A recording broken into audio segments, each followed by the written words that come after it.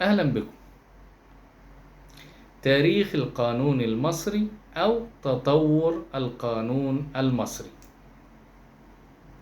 تاريخ القانون في أي بلد يدخل ضمن التاريخ الاجتماعي لها أو التاريخ الثقافي أو التاريخ الفكري. القانون هو مجموعة القواعد العامة التي تضبط السلوك الإنساني، وبيضطر الإنسان لاحترامها لأنه بيتعاقب إذا خالفها.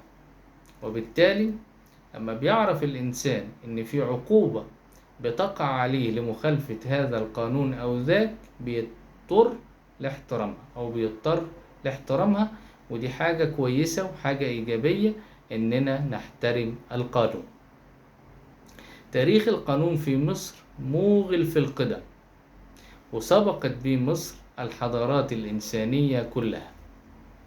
الملك مينا موحد القطرين في سنة 4200 قبل الميلاد وضع قانون اسمه قانون تحوت، وهذا القانون كان يتميز بأنه ذات صبغة دينية. لكن المصري القديم مسكتش وموقفش عند هذا القانون الديني، بل طور وأبدع وأنشأ قانون آخر أو أصدر قانون آخر، قانون مدني، في فترة لاحقة أكمل به هذا القانون الديني. وظلت مصر تحكم بالقانون المدني والقانون الديني اللتين أكمل بعضهما البعض، وتم تطوير هذين القانونين عبر مسيرة مصر الفرعونية أو عبر مسيرة الأسرات التي حكمت مصر في تلك الفترة. بعد انتهاء عصر الأسرات دخلت مصر تحت حكم دولتين كبيرتين، هما الإمبراطورية اليونانية، فدخلت مصر تحت الحكم اليوناني أو البطلمي، ثم الإمبراطورية الرومانية فدخلت مصر تحت الحكم الروماني. وبطبيعة الحال هذين الدولتين كان لهم قوانينهم الخاصة اللي بيحكموا بيها الشعوب اللي بتدخل تحت رايتهم أو بيحتلوها أو سمي كما شئت. مع دخول عمرو بن العاص مصر وبداية العصر الإسلامي، حكمت مصر أو حكم المصريين بقوانين وتشريعات مستمدة من الشريعة الإسلامية في جميع فروعها، كالبيع والشراء والفقه والمواريث والزواج والطلاق وغيرها.